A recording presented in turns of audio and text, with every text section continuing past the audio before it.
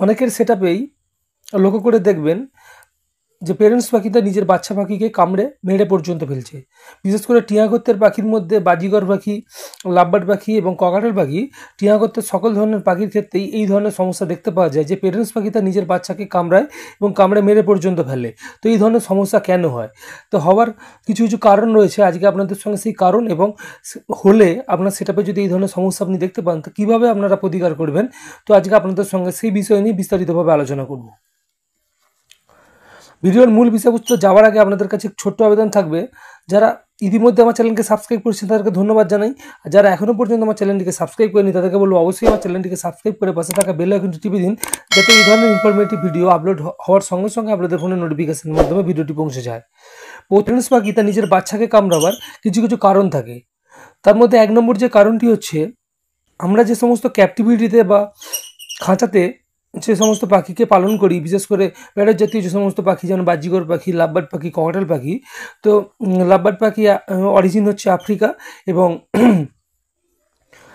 বাজিগর এবং ককাটেল দুটোই অস্ট্রেলিয়া থেকে বিলং করে, মানে অস্ট্রেলিয়ার পাখি, অস্ট্রেলিয়ার বনাঞ্চলে দেখতে পাওয়া যায়। তো ক্যাপটিভিটিতে আমরা পাখিকে পালন করি, তো পাখিদের কী ধরনের খাবার দেবো না দেবো পুরোটাই আমাদের উপর নির্ভর করে। কিন্তু যখন পাখি ওয়াইল্ডে থাকে, তো বনাঞ্চলে থাকে, তখন কি হয়, যে কোনো পাখি, যে কোনো ধরনের পাখি যখন খাবারের প্রাচুর্যতা দেখতে পায়, মানে খাবার প্রচুর পরিমাণে থাকে, সেই সময় কিন্তু পাখিগুলো ব্রিড করে নিজেদের বাচ্চা এগ লে করে এবং বাচ্চাকে হ্যাচ করে। তো খাবারের প্রাচুর্যতা দেখেই কিন্তু তারা করে। কিন্তু ক্যাপটিভিটিতে যখন আমরা বা খাঁচাতে যখন আমরা পাখিকে পালন করছি, তখন কি হয়, তো ব্রিডিং সিজনেতে পাখিদেরকে আমরা যে পরিমাণ খাবার দিতাম, বাচ্চা হ্যাচ হওয়ার পরেতে আমরা কিন্তু খাবারের পরিমাণ বাড়াচ্ছি না। বিশেষ করে লাভবার্ড বা বাজিগর পাখির ক্ষেত্রে কি হয়, তো বাজিগর পাখি প্রায় 5 থেকে 7টা পর্যন্ত বাচ্চাকে হ্যাচ করে। মানে হচ্ছে বাজিগর পাখির 5 থেকে 7টা পর্যন্ত ডিম ফুটে বাচ্চা বের হয়। তো ব্রিডিং সিজনে চলাকালীন পাখিদেরকে আমরা যে পরিমাণে খাবার দিতাম, যদি খাবারের পরিমাণটা বাচ্চা হ্যাচ হওয়ার পরে না বাড়াই, তো পাখিরা খাবারের অভাব অনুভব করলে কিন্তু নিজেদের বাচ্চাকে কামড়ে মেরে পর্যন্ত ফেলে। তো সেই জন্য আপনাদেরকে প্রতিকার হিসাবে যেটা বলবো, তো পাখি ব্রিডিং সিজনে চলাকালীন ব্রিডিং সিজনে যে পরিমাণ খাবার দেবেন, বাচ্চা হ্যাচ হওয়ার পরেতে পাখিদেরকে নরম খাবার বেশি পরিমাণে দেবেন এবং খাবারের পরিমাণটা আগের তুলনায় একটু বাড়িয়ে দেবেন বা ডবল করে দেবেন। তাহলে কি হবে, পাখিরা নিজেরা সেই খাবারও খাবে এবং সেই বাচ্চাকেও খাওয়াবে। তো পেরেন্টস পাখি এবং বাচ্চা পাখি দুজনেই ভালো থাকবে। 2 নম্বর যে কারণটি, সেটা হচ্ছে টেম্পারেচার। যখন টেম্পারেচার যদি অনেকটা বেড়ে যায়, তাহলে পাখিরা সেটাকে সহ্য করতে পারে না। তো পাখিরা তখন বিরক্ত হয়, স্ট্রেসে চলে যায়। সো স্ট্রেসে গিয়ে পাখিরা কী করতে পারে, নিজেদের বাচ্চাদেরকে মেরে পর্যন্ত ফেলতে পারে। তো সেই জন্য টেম্পারেচারকে আপনাদেরকে কন্ট্রোল করতে হবে। টেম্পারেচার যদি বেশি হয়ে যায়, তো টেম্পারেচার কন্ট্রোল করার জন্য আপনারা এয়ার কুলার বা এয়ার কন্ডিশন বা যে ফগিং সিস্টেম হয়, সেই ফগিং সিস্টেমগুলো আপনাদের সেটআপে ব্যবহার করতে পারেন। এবং আউটডোরে যদি এভিয়ারি হয়, তো আপনারা গ্রিন নেট ব্যবহার করবেন অবশ্যই। তাহলে কী হবে, আপনাদের যে টেম্পারেচারটা প্রায় 2 থেকে 3 ডিগ্রি কিন্তু কমে আসবে। তো অবশ্যই আপনারা এই ধরনের ব্যবস্থার মধ্যে পাখিকে পালন করুন এবং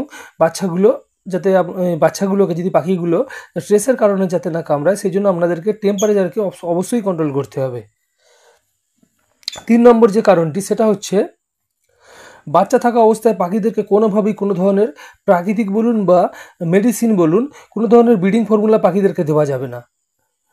এবং যে সমস্ত ওষুধ খাওয়ালে পাখিরা ব্রিডিংয়ে উদ্বুদ্ধ হয়, সে সমস্ত ওষুধও কিন্তু বাচ্চা থাকাকালীন পাখিদেরকে দেওয়া যাবে না। তো আপনারা যদি ডিম থাকবে, যখন পাখি যখন নিজেদের ডিমের তা দেওয়া চলবে পাখির, তো সেই সময়তে আপনারা অল্প পরিমাণে ক্যালসিয়াম ভিটামিন পাখিদেরকে প্রোভাইড করতে পারেন। কিন্তু বাচ্চা ফুটে যাওয়ার পরেতে পাখিদেরকে ভিটামিন ই বা এমন ধরনের মাল্টিভিটামিন পাখিদেরকে প্রোভাইড করবেন না, যেগুলো খেয়ে পাখিরা ব্রিডিং উদ্বুদ্ধ হবে। তাহলে কি হবে, তারা যেহেতু পরবর্তী ব্রিডিংয়ের দিকে উদ্বুদ্ধ হয়ে যাবে, ব্রিডিংমুখী হয়ে যাবে, তখন কি করবে, তো নিজেদের হাঁড়ি বা বক্সকে খালি করবার জন্য নিজেদের বাচ্চাকে তারা মেরে পর্যন্ত ফেলে। তো এই ধরনের ভুল আপনাদের করলে চলবে না। পাখির যখন বাচ্চা আপনার হাঁড়িতে বা বক্সে থাকবে, সেই সময় অবশ্যই আপনারা কোনো ধরনের ব্রিডিং ফর্মুলা এবং কোনো ধরনের মেডিসিন ইউজ করবেন না, যেগুলো দিলে পরে পাখিরা ব্রিডিংয়ের দিকে উদ্বুদ্ধ হয় বা ব্রিডিংমুখী হয়। সেইগুলো আপনাদেরকে এই সময় বন্ধ রাখতে হবে। 4 নম্বর যে পয়েন্টটি হচ্ছে, যে পাখির শরীরে যদি মাত্রাতিরিক্তভাবে পুষ্টির অভাব হয় তাহলেও কিন্তু পাখিরা ট্রেসে যায়। পাখিদের ট্রেস একটা খুব মারাত্মক জিনিস। ট্রেসগ্রস্ত পাখি কিন্তু নিজেদের বাচ্চাদেরকে কামড়ে মেরে পর্যন্ত ফেলতে পারে। তো অবশ্যই পাখিদেরকে আপনাদেরকে হাইজিনিক খাবার দিতে হবে। ব্রিডিং সিজনে চলাকালীন যে ধরনের খাবার দিতেন হাইজিনিক খাবার, বাচ্চা থাকাকালীনও আপনাদেরকে হাইজিনিক খাবার দিতে হবে এবং পাখির যেন শরীরেতে সকল ধরনের ভিটামিন, ক্যালসিয়াম, মিনারেল সকল ধরনের যে পুষ্টি দরকার সেই পুষ্টি যেন পূরণ হয়ে যায়। পাখির শরীরে যদি সকল ধরনের পুষ্টি থাকে এবং পাখিরা যদি হেলদি হয় তাহলে কিন্তু পাখিরা সহজে ট্রেসে যায় না। ট্রেসে না গেলে পাখিদের মধ্যে এই ধরনের সমস্যা কিন্তু হবে না। 5 নম্বর যে পয়েন্টটি আপনাদের সঙ্গে আলোচনা করবো সেই পয়েন্টটি হচ্ছে খুব গুরুত্বপূর্ণ পয়েন্ট। এটাও কিন্তু পাখিদের ট্রেসের সঙ্গেই যুক্ত। পাখিরা ট্রেসে যায় আরেকটি কারণ হচ্ছে পাখিদেরকে অতিরিক্ত বিট করানো। পাখিদেরকে যদি আপনারা কন্টিনিউয়াসলি বিট করাতে থাকেন, পাখিদেরকে রেস্ট না দেন, পাখিদেরকে রেস্ট দিয়ে পাখিদের শরীরের যে ঘাটতিগুলোকে মেডিসিনের দ্বারা পূরণ না করেন, তাহলে কিন্তু পাখিরা কিন্তু ট্রেসে চলে যায়।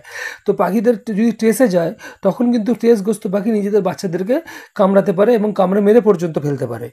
তো তো আপনারা এই ধরনের যদি সিচুয়েশানে পড়েন যে পেরেন্টস পাখি দেখলেন আপনার কাছে যে জোড়াটি রয়েছে, সে পেরেন্টস পাখির মধ্যে ফিমেল পাখিটি নিজেদের বাচ্চাদেরকে কামড়াচ্ছে, এমন কামড়াচ্ছে যে পাখিরা সেই জায়গায় বাচ্চা পাখির মাথায় ক্ষত হয়ে যাচ্ছে বা পাখিগুলো মারা যাচ্ছে, তখন আপনারা কি করবেন? তো অবশ্যই আপনাদেরকে যেটা করতে হবে, সেই পাখিটিকে ধরে আপনাদেরকে আলাদা কেজে রাখতে হবে এবং ট্রেস রিলিজ করবার জন্য একটা ওষুধের কথা আমি আপনাদেরকে বলবো। সেই ওষুধটিকে অবশ্যই আপনাদেরকে ইউজ করতে হবে, তাহলে পাখির ট্রেস অনেকটা কমে আসবে। তো আপনারা যে সমস্ত যে পেরেন্টস পাখিটি নিজের বাচ্চাকে কামড়াচ্ছে সেই পাখিটিকে আলাদা করলেন এবং আলাদা করার পরে টানা 5 দিন পাখিটিকে হোমিওপ্যাথি একটি বায়োকেমিক ট্যাবলেট যেটার নাম হচ্ছে কালিফক্স 6X সকালবেলা 2টো সফটফুডের সঙ্গে এবং বৈকালবেলা 2টো 50 ml জলের সঙ্গে দিয়ে পাখিটাকে প্রোভাইড করতে হবে। এইভাবে যদি কিছুদিন আপনারা পাখিটাকে এই কালিফক্স 6X যে বায়োকেমিক ট্যাবলেটটি প্রোভাইড করেন, তাহলে পাখিদের ট্রেস রিলিজ হবে এবং তার সঙ্গে সঙ্গে পাখিটিকে আপনারা হাইজিনিক খাবার দেবেন।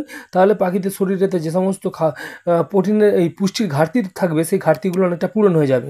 এবং হয়তো আপনারা ভাবতে পারেন যে পেরেন্টস পাখির মধ্যে যদি ফিমেল পাখিটিকে আপনারা বাইরে বার করে দেন, মানে খাঁচা থেকে বার করে দেন, তাহলে বাচ্চা পাখিগুলো বেঁচে থাকা বাচ্চা পাখিগুলোকে কে খাওয়াবে? তো যে ছেলে পাখিটি থাকবে সেই ছেলে পাখিটি কিন্তু পেরেন্টস পাখিটি তার নিজেদের বাচ্চাদেরকে তখন ফিট করাবে, সেই নিয়ে আপনাদের চিন্তা করার কোনো দরকার নেই। তো আশা করি আজকে আপনাদের সঙ্গে যে বিষয়টা নিয়ে আলোচনা করলাম যে পেরেন্টস পাখি তার নিজের বাচ্চাকে কেন কামড়ে মেরে পর্যন্ত ফেলে, এই ধরনের এমনভাবে কামড়ায়, তো এই ধরনের সমস্যা কেন হয় এবং তার প্রতিকার কীভাবে করবেন, এবং পাখিরা ট্রেসে চলে গেলে পাখিদের মধ্যে যদি ট্রেস দেখতে পান এই ধরনের কামড়াকামড়ি করছে, এমনও হয় যে দেখবেন ফিমেল পাখি তার মেল পাখিকে ব্রিডিং সিজনেতেই এটা বেশিরভাগ দেখতে পাওয়া যায়।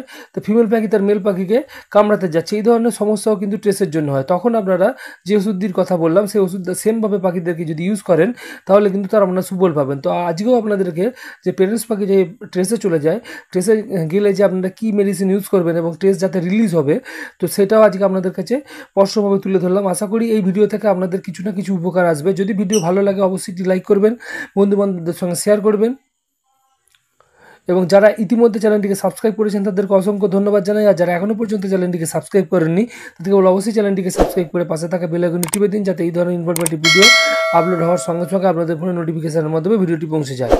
ধন্যবাদ। আজকের মতো বিদায় নিচ্ছি। পরবর্তী কোনো একটি দিনে নতুন কোনো টপিক নিয়ে অবশ্যই দেখা হবে। ধন্যবাদ।